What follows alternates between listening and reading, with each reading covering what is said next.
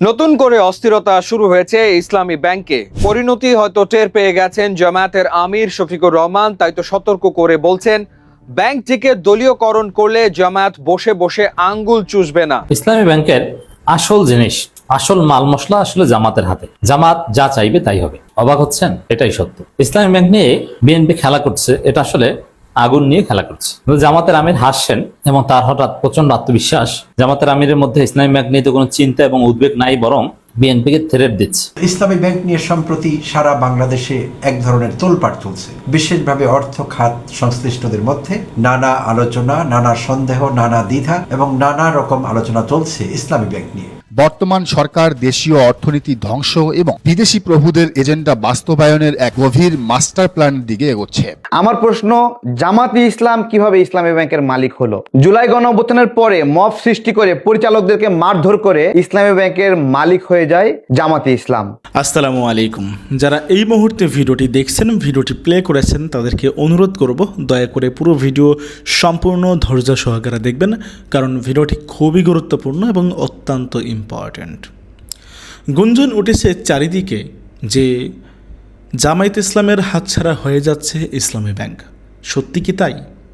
আসলে কি জামায়াত ইসলামের হাতছাড়া হয়ে যাচ্ছে ইসলামী ব্যাংক?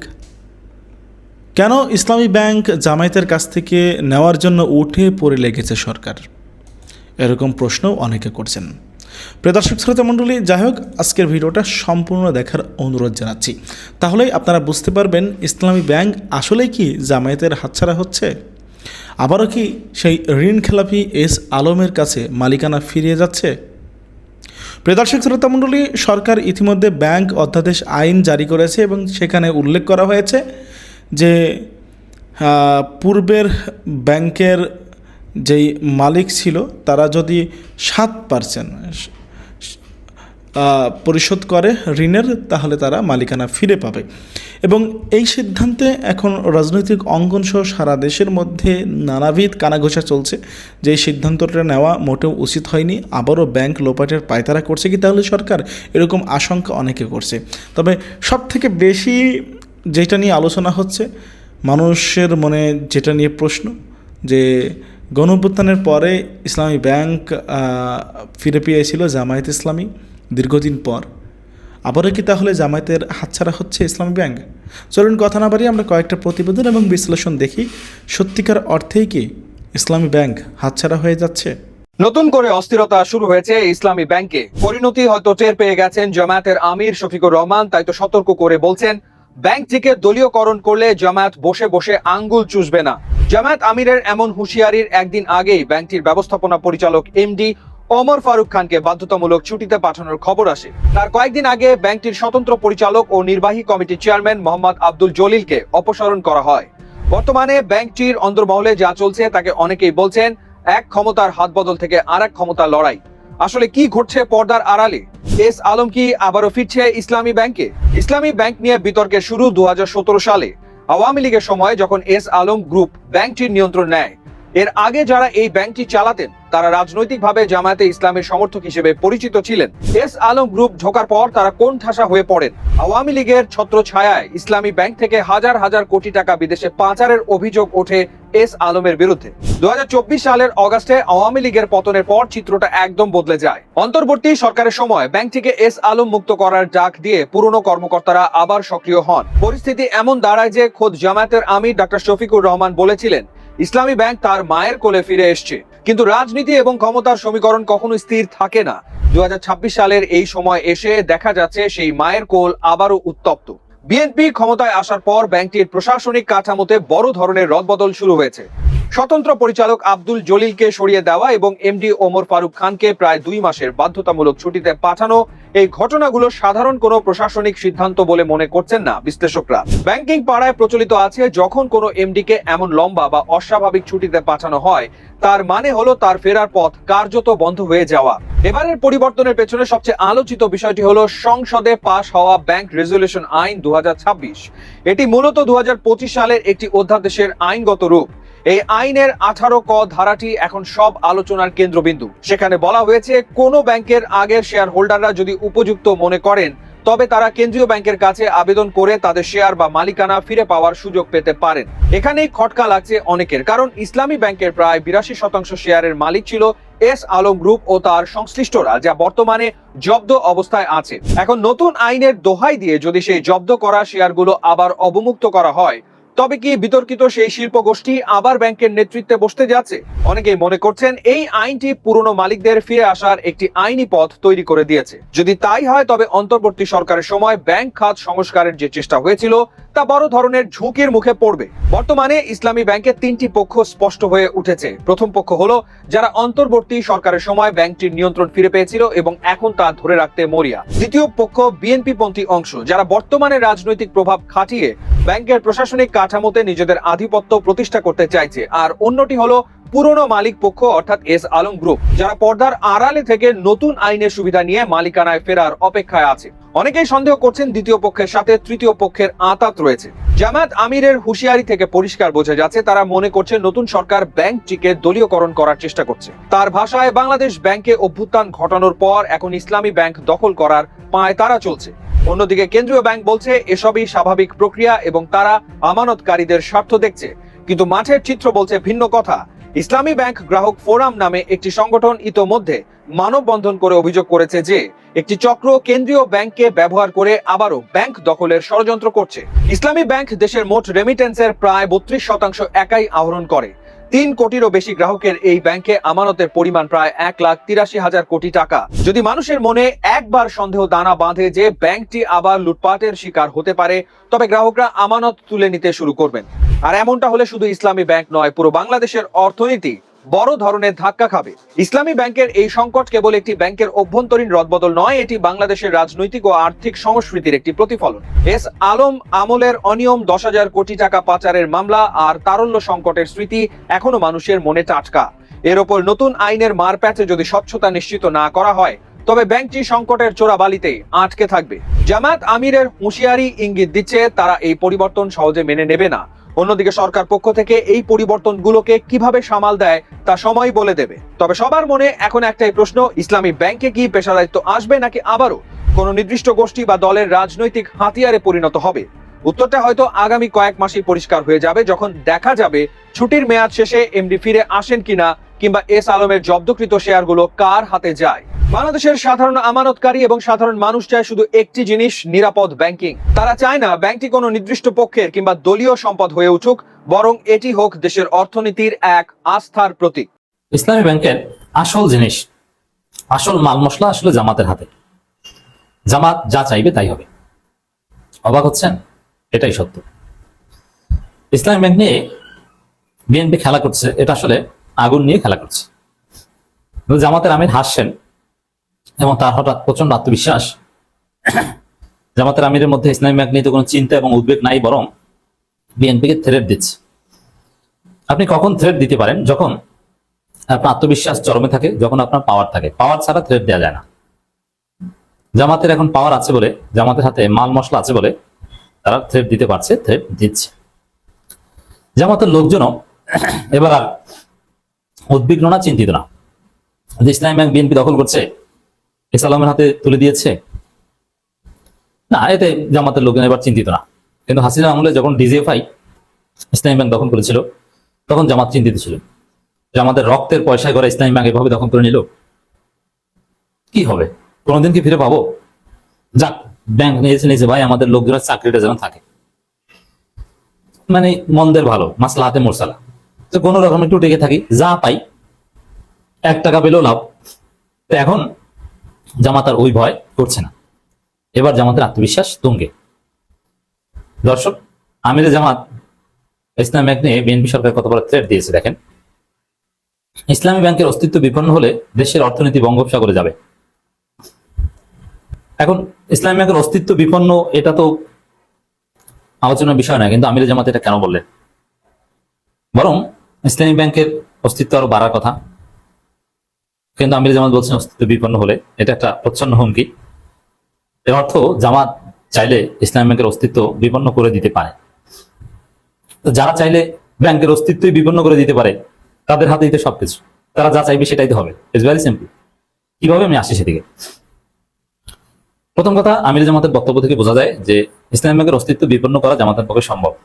দ্বিতীয় কথা, জামাত চাইলে ইসলামী ব্যাংকের অস্তিত্ব বিপন্ন করে দেশের অর্থনীতি বঙ্গোপসাগরে ফেলে দিতে পারে।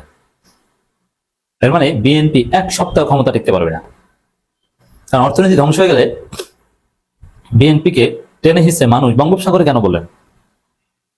হাসিনা বা আওয়ামী লীগ তো ভারতে, কারণ ভারত তার বর্ডার কিছুতেই বিএনপির জন্য খুলে দিবে না, বরং বঙ্গোপসাগরে ঝাঁপিয়ে পড়ে আত্মহত্যা করতে হবে বিএনপি যদি গণঅভ্যুত্থান হয়।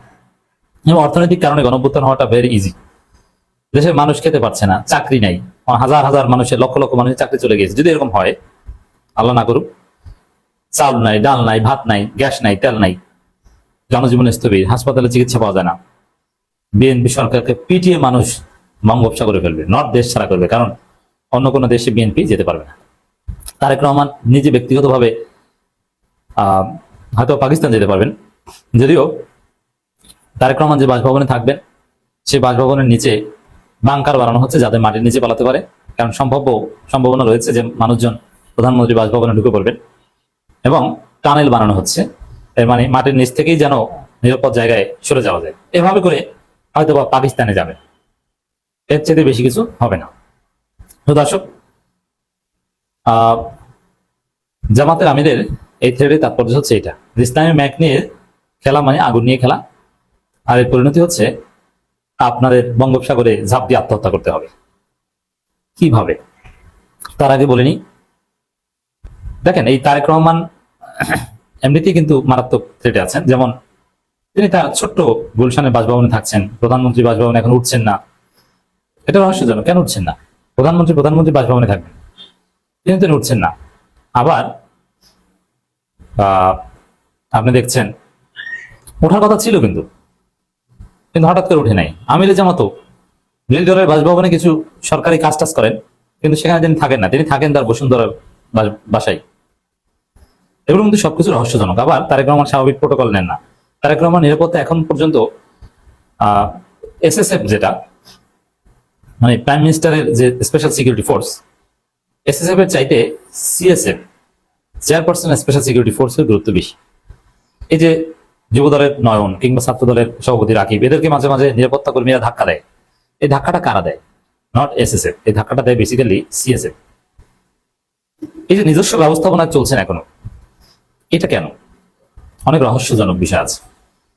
এরই মধ্যে বিএনপি আগাম একটা ঘটিয়েছে যে পর্দার অন্তরালে, এগুলো কোনো মিডিয়া আসে না, যেহেতু মিডিয়াগুলো এসালম বা বিএনপি দখলে, এটা গোপনে করেছে। হাজার হাজার কোটি টাকার বিনিময়ে এসালমের সাথে বিএনপির চুক্তি হয়েছে যে বিএনপি সরকারকে তারা এসালম এই পরিমাণ টাকা দিবে এবং কর্মসংস্থান করে দিবে, যেহেতু তাদের 18 মাসে একটা নির্দিষ্ট সংখ্যক কর্মসংস্থানের একটা প্রতিশ্রুতি আছে।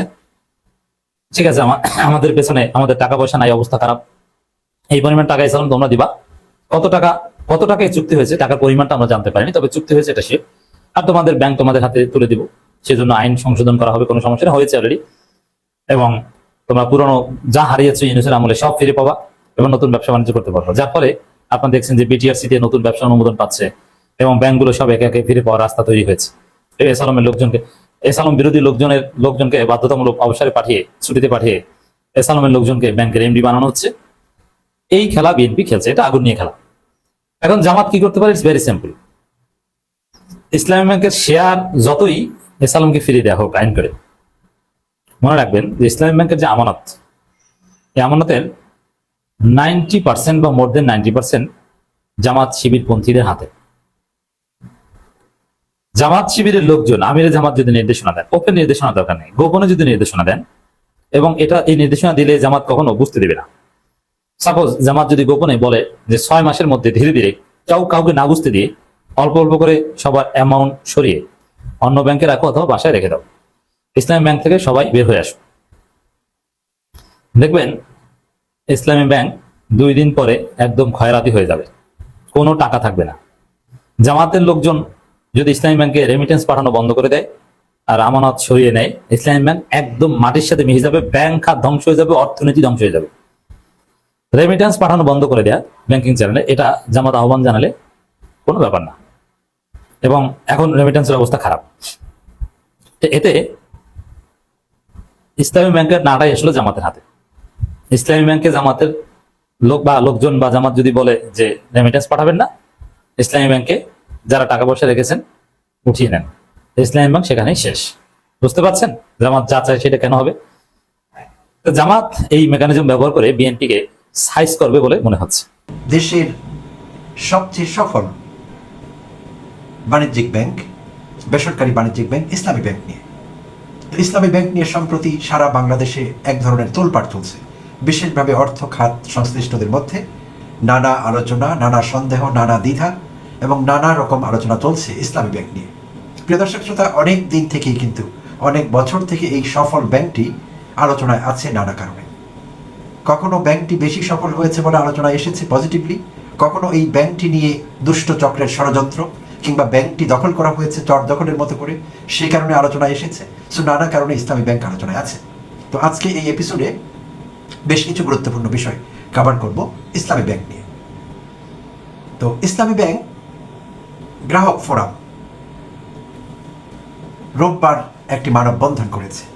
আর সেই মানববন্ধনটির তারা যেই ব্যানারে করেছে সেটি ছিল সরকার ও বাংলাদেশ ব্যাংকের অনৈতিক হস্তক্ষেপ এবং ইসলামী ব্যাংক ধ্বংসের ষড়যন্ত্রের প্রতিবাদ। সরকার ও বাংলাদেশ ব্যাংকের অনৈতিক হস্তক্ষেপ এবং ইসলামী ব্যাংক ধ্বংসের ষড়যন্ত্রের প্রতিবাদ, এই প্রতিবাদে মানববন্ধন করেছে ইসলামী ব্যাংক গ্রাহক ফোরাম। তো বোঝাই যাচ্ছে যে ইসলামী ব্যাংক কোনো ষড়যন্ত্রের শিকার হয়েছে। আচ্ছা, রোববার diploma engineers institution of Bangladesh সেখানে একটি সেমিনারের আয়োজন করা হয়েছিল। আর সেই সেমিনারটি আয়োজন করেছিল 11 দলীয় জোট। আর সেমিনারের বিষয়বস্তু ছিল গণভোটের রায়ের বিরুদ্ধে সরকার, সংকটের মুখোমুখি দেশ। এই শীর্ষক একটি সেমিনার চলছিল সেখানে 11 দলীয় জোটের আয়োজনে। তো সেখানে বক্তব্য রাখছিলেন জামায়াত আমির জনাব শফিকুর রহমান, ডাক্তার শফিকুর রহমান। তো ডাক্তার শফিকুর রহমান অন্যান্য অনেক বিষয়ের সঙ্গে কথা বলেন ইসলামী ব্যাংক নিয়ে। তো ইসলামী ব্যাংক নিয়ে সরকারের উৎসাহে বা উদ্দীপনায় বাংলাদেশ ব্যাংকের যে কোটচাল চলছে, যেটির কথা গ্রাহক ফোরামরা বলেছেন, গ্রাহক ফোরামের সদস্যরা, যে ইসলামী ব্যাংক ধ্বংস করার ষড়যন্ত্র। তো সেই কথিত ষড়যন্ত্রের বিষয়ে সরকারকে হুঁশিয়ারি দেন ডাক্তার শফিকুর রহমান। তিনি সুস্পষ্টভাবে বলে দেন যে ইসলামী ব্যাংকে আরেকটি অভ্যুত্থান ঘটাবার চেষ্টা করছে সরকার, এবং সরকার যদি ইসলামী ব্যাংককে ধ্বংস করার পায়তারা করে তাহলে জামায়াত আঙুল চুষবে না, তারা অ্যাকশনে যাবে, জনগণকে ইনভলভ করবে এবং তারা সরকারকে উপযুক্ত জবাব দেবে। এই জন্য এইটি বলছিলেন ডাক্তার শফিকুর রহমান। আর গতকাল সোমবার জামায়াতের কেন্দ্রীয় কার্যালয়ে, মগবাজারে যে কেন্দ্রীয় কার্যালয় আছে, সেখানে কথা বলছিলেন কেন্দ্রীয় কর্ম পরিষদ সদস্য প্রথিতযশা আইনজীবী জনাব শিশির মনির। তিনিও সরকারকে হুঁশিয়ারি দিচ্ছিলেন ইসলামী ব্যাংকের বিরুদ্ধে যাতে কোনো রকমের ষড়যন্ত্র, সরকারি ষড়যন্ত্র না হয় এবং ইসলামী ব্যাংক আবার দখল করবার চেষ্টা না হয়, এই বিষয়ে তিনি সরকারকে সতর্ক করেন। তো তিনি তার বক্তব্যে উল্লেখ করেছিলেন যে ইসলামী ব্যাংক থেকে পূর্বে 70,000 কোটি টাকা এসআলম গ্রুপ বের করে নিয়েছিল। শেখ হাসিনা এবং আওয়ামী লীগের প্রিয় ব্যবসায়ী গ্রুপ এসআলম গ্রুপ, আমরা জানি সেই গ্রুপটি 70,000 কোটি টাকা নামে বেনামে নানাভাবে বের করে নিয়েছিল, এই অভিযোগ শিশির মনির করেন। এবং সেটি শেখ হাসিনার প্রত্যক্ষ মদদে হয়েছিল। প্রিয় দর্শক শ্রোতা, নিশ্চয়ই আপনাদের মনে আছে চর দখল করবার মতো 2017 সালের ঘটনা। 2017তে এসআলম গ্রুপ একেবারে চর দখল করবার মতো করে ইসলামী ব্যাংকের দখল নেয়।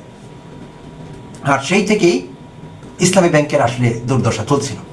সবচেয়ে সফল ব্যাংক ছিল ইসলামী ব্যাংক, এবং এত ভালোভাবে অপারেট করছিল তারা যে আর কোনো ব্যাংক, বেসরকারি খাতের কোনো বাণিজ্যিক ব্যাংক তার ধারে কাছেও যেতে পারছিল না। তো সেইটি বোধহয় কাল হয়েছে, আর চোখ পড়েছে এসআলম গ্রুপের চেয়ারম্যান সাইফুল আলমের। আর শেখ হাসিনার খুব কাছের মানুষ হিসেবে তিনি সেই দখল করবার সুযোগটি পেয়েছিলেন। শুধু এই ব্যাংকটি না, ইসলামী ব্যাংক ছাড়াও আরও 7টি ব্যাংক এবং বেশিরভাগই ইসলামী ধারার মোট 8টি ব্যাংক দখল করেছিলেন এসআলম। আচ্ছা, তো ইসলামী ব্যাংক প্রসঙ্গে আলোচনা সীমিত রাখি। তো 2017তে দখল নেওয়ার পর তারা ব্যাংকের সাবেক কর্মকর্তা, অনেক কর্মকর্তাকে ছাঁটাই করেন এসআলম গ্রুপ, এবং 10,000 নতুন কর্মকর্তা কর্মচারী নিয়োগ দেন সারা দেশে। আচ্ছা, সেই বিষয়ে অনেক অনিয়মের অভিযোগ এসেছিল, তো সেই প্রসঙ্গে যাচ্ছি না এখন। এবং শেখ হাসিনা আমলেই ব্যাংকটি লিকুইডিটি ক্রাইসিসে পড়ে, তারল্য সংকট দেখা দেয় ব্যাংকে। আর কারণ তো সুস্পষ্ট, শোনা যায় যে তারা 24টি কোম্পানি খুলেছিল এসআলএম গ্রুপ, যেই কোম্পানিগুলো ছিল নাম সর্বস্ব, সেই কোম্পানিগুলোর মাধ্যমে নানা জাল জালিয়াতি করে তারা 82% শেয়ারের মালিক হয়। এসআরএম গ্রুপ ইসলামী ব্যাংকের 82% শেয়ার তারা নিয়ে নেয় এবং হাজার হাজার কোটি টাকা পাচারের পথ খুলে যায় এবং সেই টাকা লুট করা হয় প্রথমে, পরে বিদেশে পাচার করা। এগুলো এখন একেবারেই পুরনো কথা, সারা দেশের মানুষ জানেন ইসলামী ব্যাংক নিয়ে কি হয়েছিল, এসআরএম গ্রুপ এখানে কি করেছে, এসআরএম গ্রুপ এই ক্ষমতা কার বদৌলতে পেয়েছিলেন, সেই সব কিছু কিন্তু আমরা জানি। এগুলো পুরনো আলাপ। নতুন করে যেহেতু ইসলামী ব্যাংক নিয়ে কথা হচ্ছে, তাই এই পুরনো তথ্যগুলো আপনাদের সামনে আনতে হচ্ছে প্রিয় দর্শক শ্রোতা। তো এখানে যখন সরকার বদল হয়ে গেল 2024-এর 5 আগস্ট পরবর্তী সময়ে, তো সঙ্গত কারণেই এসআরএমের সে আধিপত্য আর থাকলো না। এবং ইন্টারেস্টিংলি সরকার বদলের আগের দিন পর্যন্ত এসআরএম গ্রুপের সাইফুল আলমের ছেলে আহসানুল আলম ছিলেন ইসলামী ব্যাংকের চেয়ারম্যান এবং পরিচালনা পর্ষদ থেকে শুরু করে সব জায়গায় তাদের নিজের পকেটের লোক, তারাই ব্যাংকটি নিয়ন্ত্রণ করেছেন এবং অর্থ পাচারের সব রকমের বন্দোবস্ত, লুটের এবং পাচারের সব রাস্তা তারা খোলা রেখেছিলেন। তো অভ্যুত্থান পরবর্তী সময়ে অন্তর্বর্তীকালীন সরকার ইসলামী ব্যাংকটির দিকে নজর দেয়। তখন পরিচালনা পর্ষদে পরিবর্তন আসে এবং অন্তর্বর্তীকালীন সরকারের আমলেই ইসলামী ব্যাংকের এমডি বা ম্যানেজিং ডিরেক্টর পদে নিযুক্ত হন ওমর ফারুক। 8 মাস আগের কথা। জনাব ওমর ফারুক ম্যানেজিং ডিরেক্টর বা এমডি হন সেই ব্যাংকের, আর নির্বাহী কমিটির চেয়ারম্যান ছিলেন আব্দুল জলিল। তো প্রিয় দর্শক শ্রোতা, বিএনপি সরকার যখন ক্ষমতায় আসলো, ক্ষমতায় আসার সঙ্গে সঙ্গে গত 12 মার্চ তারা সরকার গঠন করলো। আর 16 মার্চ ইসলামী ব্যাংকের স্বতন্ত্র পরিচালক এবং নির্বাহী কমিটির চেয়ারম্যান, যার কথা বলছিলাম, জনাব আব্দুল জলিল, সেই চেয়ারম্যান সাহেবকে তারা অপসারণ করেন। 1 মাস হয়নি, আর 1 মাসেরও কম সময়ের মধ্যে তারা আবার এমডি ওমর ফারুককে অনির্দিষ্টকালের জন্য ছুটিতে পাঠান। সেটি রোববারে ঘটেছে। সেই খবরটি যখন সব জায়গায় ছড়িয়ে পড়ে যে চেয়ারম্যানকে অপসারণের 1 মাসেরও কম সময়ের আগে তারা এমডি বা ম্যানেজিং ডিরেক্টরকে লম্বা ছুটিতে পাঠান, যা কিনা আসলে তাকে অপসারণ করবার একটি প্রক্রিয়া, তাকে 49 দিনের ছুটিতে পাঠান। তো এরপর তিনি আর ফিরে আসবেন এমডি পদে ইসলামী ব্যাংকে এমন কোনো সম্ভাবনা নেই। তো এই সব ডটগুলো যারা মেলাবার চেষ্টা করছেন বা মেলাতে পেরেছেন, তারা সুস্পষ্টভাবে বুঝতে পারছেন যে বিএনপি সরকারের চোখ পড়েছে আওয়ামীদের মতো ইসলামী ব্যাংকের দিকে। আচ্ছা, কারণ তাদের গাত্রদাহ যে ইসলামী ব্যাংক নাকি এখন জামায়াতের নেতৃবৃন্দ কিংবা জামায়াত ঘেঁষা লোকজনের তত্ত্বাবধানে আছে বা তাদের নিয়ন্ত্রণে আছে। তো বিএনপি তো সেটি হতে দিতে পারে না। তাই বিএনপি সব রকমের বন্দোবস্ত পাকা করেছে যাতে ইসলামী ব্যাংকের নিয়ন্ত্রণ জামায়াতের হাত থেকে ছিনিয়ে নেওয়া যায়। সেই চেষ্টার অংশ হিসেবে তারা এইসব করছে।